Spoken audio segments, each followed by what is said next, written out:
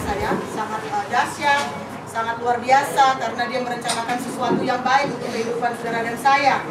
Kita akan bangkit berdiri, kita menyambut firman Tuhan. Saya berharap semua kita mempunyai Alkitab. Pasal yang ke-24, ayatnya yang ke-44 sampai ayatnya yang ke-47. Lukas pasalnya yang ke-24, ayat 44 sampai ayatnya yang ke-47. Saya akan membaca ayat-ayat ini untuk kita semua. Bagi yang tidak mempunyai Alkitab, coba diharapkan untuk memperhatikan sehingga kita boleh mengerti. Lukas pasalnya yang kedua. Inilah perkataanku yang telah kukatakan kepadamu ketika aku masih bersama-sama dengan kamu, yakni bahwa harus digenapi semua yang ada tertulis tentang aku dalam kitab Taurat Musa dan kitab Nabi-Nabi dan kitab Mazmur. Lalu ia membuka pikiran mereka sehingga mereka mengerti kitab suci. Katanya kepada mereka, ada tertulis demikian, Mesias harus menderita dan bangkit dari antara orang mati pada hari yang ketiga, dan lagi dalam namanya berita tentang pertobatan dan pengampunan dosa harus disampaikan kepada segala bangsa mulai dari Yerusalem. Puji nama Tuhan, silakan duduk saudara. Kita tidak akan panjang dengan firman Tuhan, tapi ini merupakan renungan kita supaya besok hari pada waktu kita merayakan kebangkitan Tuhan, kita boleh merasakan bahwa benar-benar ada arti daripada kematian Kristus dalam kehidupan saudara dan saya. Murid-murid adalah orang yang paling dekat dengan Tuhan. Mereka semenjak mereka dipilih Tuhan untuk menjadi murid-murid untuk mengikuti Yesus, mereka sudah begitu banyak melihat mujizat, begitu banyak mengalami hal-hal yang luar biasa, kedahsyatan yang luar biasa. Mereka lihat dengan mata kepala mereka sendiri. Kalau saya berkata, mereka lebih daripada kita semua, karena kita hanya bermodalkan Alkitab atau buku yang bisa kita baca. Tetapi mereka menyaksikan tentang apa yang Yesus lakukan selama perjalanan daripada pelayanan akan kehidupan Yesus. Nah, pada waktu Yesus mati, murid-murid ini meninggalkan dia. Ya, kalau kita tahu persis tentang bagaimana Tuhan Yesus disiksa, tidak ada seorang pun daripada murid-murid Yesus yang berada di dekat Yesus pada saat itu. Mereka lari, mereka ketakutan. Ya, mereka tidak mendampingi Yesus sehingga mereka meninggalkan dia. Jadi Yesus mengalami penderitaan itu secara seorang diri, saudara.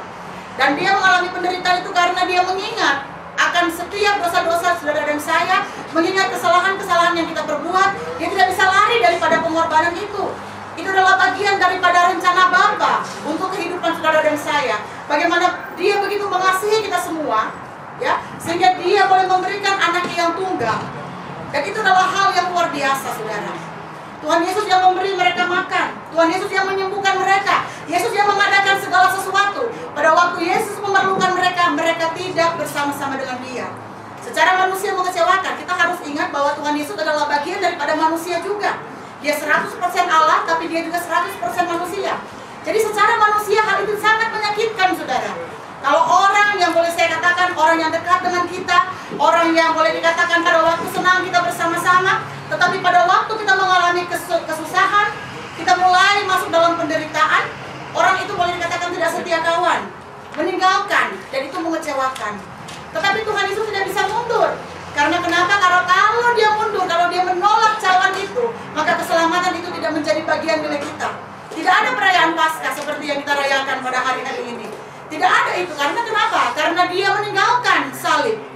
Dia tidak mau berkorban untuk saudara dan saya. Tetapi pengorbanan Tuhan, karena dia mengetahui saudara dan saya lemah, kita tidak mampu, kita tidak kuat, kita tidak sanggup untuk menghadapi itu semua.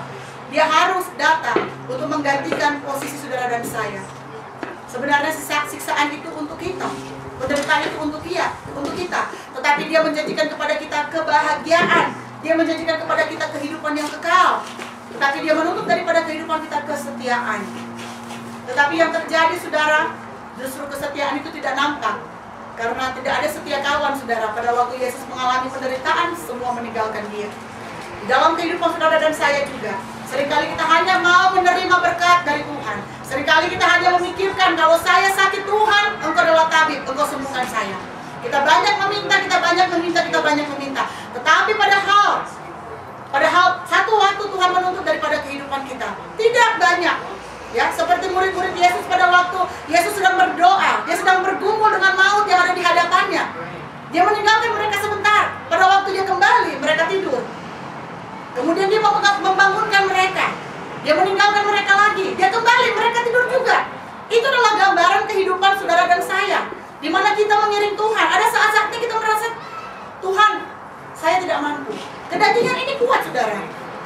Kita katakan kita tidak mampu. Karena kenapa? Karena kita mau melakukan sesuatu yang kita suka. Tuhan memikirkan rencana Allah di dalam kehidupan kita.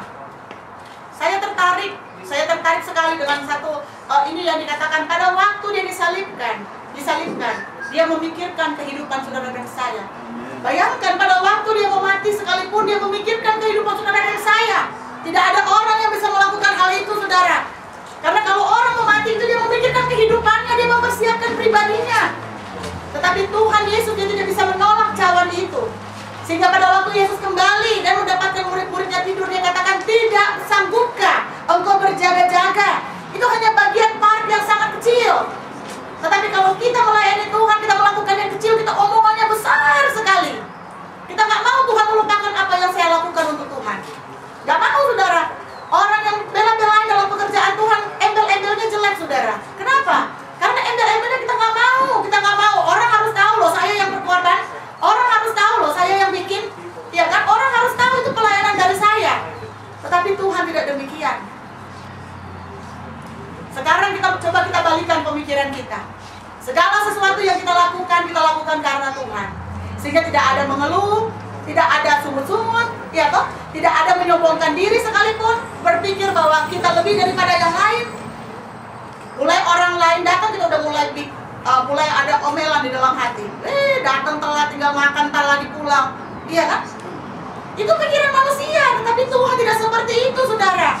Dia menyiapkan segala sesuatu karena bagian daripada rencana Allah. Bagaimana dia menunjukkan kasih-Nya untuk kita semua. Sekarang ini kalau kita berpikir, pengorbanan Tuhan terhadap kehidupan kita sudah sangat besar. Kita gampang aja kalau kita baca Tuhan Yesus mati 3 hari kemudian dia bangkit. Oh, itu untuk kita.